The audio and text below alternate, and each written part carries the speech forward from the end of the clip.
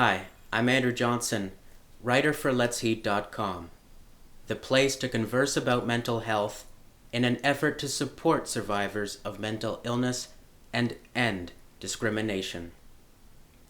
Today I'm going to talk about what is Let's Heed. Let's Heed is an online resource that aims to raise awareness about mental health and the barriers persons with mental illness face in their daily lives. This project recognizes that we can't talk about mental health and stigmatization a few times a year. That's not enough. This needs to be more at the forefront of our conscious minds. Let's Heed draws attention to the fact that stigmatization is an abstract word, so there's two components to it. There's the mental component, that is the negative stereotypes or negative beliefs about persons with mental illness. And the second component is discrimination, which is the behavior to exclude, neglect, or bully. And that behavior stems from fear that a person with a mental illness will commit a violent crime, or blame that it's their fault, or judgment that they're not going to get better, or they have poor social skills. We can talk about education and knowledge, but that may not change anybody's belief. It's harder to change a negative belief. What we can do is have a conversation about changing behavior. So how might we do this? How might we reduce discriminatory response or prejudicial behavior against people with mental illness? Well, let me say this first. I don't want to discount that education and understanding is important. Familiarity with mental illness reduces discriminatory response. Now, my interpretation of familiarity is knowing a person with mental illness and knowing that a textbook definition or your conceptualization of them doesn't match up and that you're seeing a person there.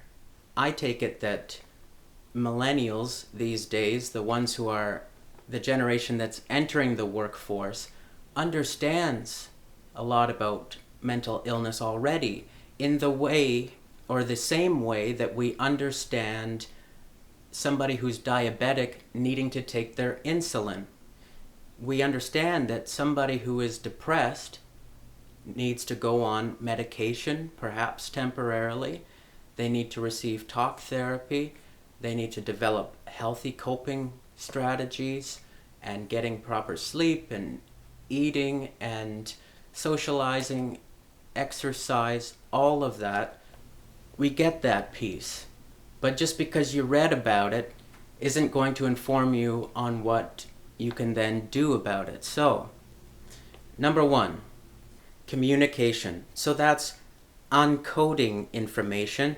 As a family member or friend supporting somebody with a mental illness, you would want to reasonably monitor your language. So you wouldn't say things like, well, you don't look anxious, you don't look depressed, you're attention seeking, you're a freak, you need to calm down, get over it, just eat, just smile. Okay, so those are things that you want to monitor, that you're not approaching a conversation with judgment. You want to first address them as a person. Know in the back of your mind, it's a person with a mental illness. And if you notice that they're in distress and they're not functioning, you would ask, how may I help you? And often it's the case that they just need someone to listen to them. And the second piece is active listening. So that's decoding information. Active listening means paying attention. So you are encouraging the other person to share information that they feel comfortable sharing. So, that's using small verbalizations like, mm-hmm, yeah, uh-huh, oh, and, little things like that. And then being able to summarize back to them what they just said. You would say back to them, well, from what I heard, I think you said blank. Or you can say, I don't fully understand that, but I appreciate you sharing that with me. Right? So, when somebody with a mental illness is sharing an experience with you, it's more than just having sympathy. Because sympathy is like saying, oh, well, your depression doesn't sound so bad. I felt sad after a breakup once, so what you're going through is nothing. Active listening involves having empathy for that person, a deeper understanding of what they've shared with you.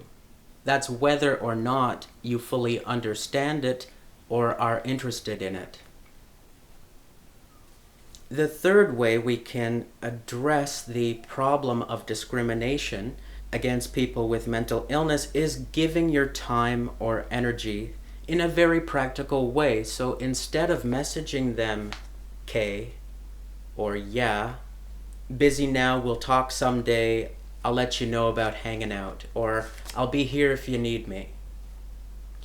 Well, you need to be clear on where you're at so they're not telling themselves a negative story. It actually works both ways too.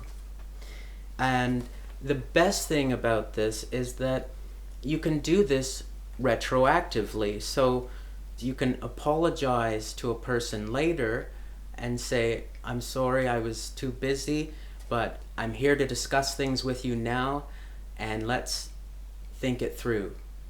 That means more to somebody than saying nothing at all. Giving your time and energy to someone with a mental illness includes asking them, when are you available to go out for a coffee? Or, I have extra tickets to go see a show with my friends. Would you like to join us? Just simple ideas, a practical way that does not enable bad behavior, and you're in control to shift the conversation as necessary at any time. So I believe on a personal level we can start there. So that's communication, active listening, giving your time and energy. And a little goes a long way. So why do we need to do this? We know that if we leave all of this up to our systems, the mental health system, the education system, government or corporate entities, the issue with that is that our systems can't support it. Even though these resources are crucial in that seeking professional help is essential for a person suffering with a mental illness. We know that if 400 to 500 million people who suffer with mental illness went to get help today, well, obviously there would not be enough resources. They would be overwhelmed. Let's Heed is about finding the power within us to make change, because a lot of mental illness is caused by trauma. We are not born into this world with trauma. Mental illness is both biological and a reaction to our environment.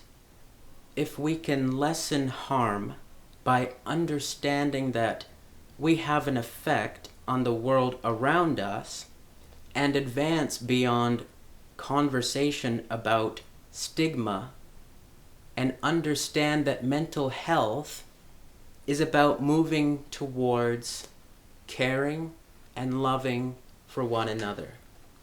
So taking responsibility for how we treat ourselves and how we treat other people. So who is responsible? So First, the responsibility is mostly on the person who has the mental illness to take ownership and emotional responsibility to take care of themselves, to stand up and advocate for their rights to proper care. The responsibility is also between their healthcare or mental health care provider. The responsibility doesn't just stop there, though. The responsibility is also for people who don't have mental illness and support somebody who does.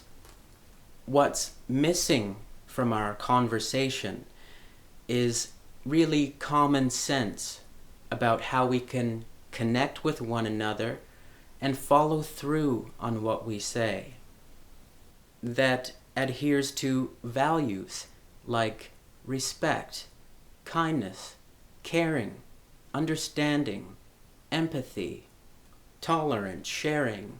We don't need to wait for another study to tell us how to behave.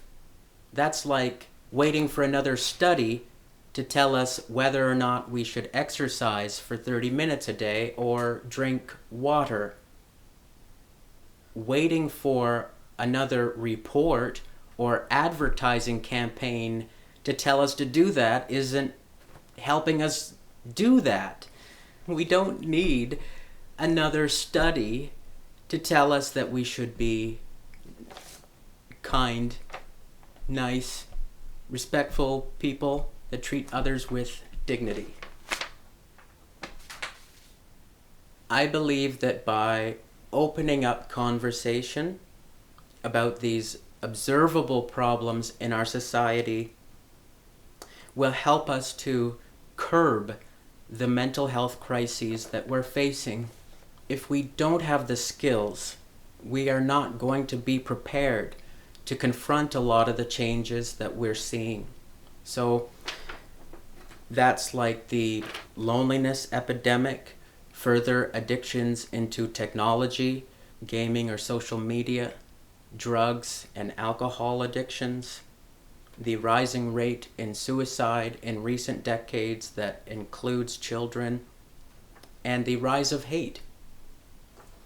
But by taking action, by committing to doing small acts of kindness, all adds up to the positive change that we need to see in the 21st century. I'm Andrew Johnson. Thank you. Take care.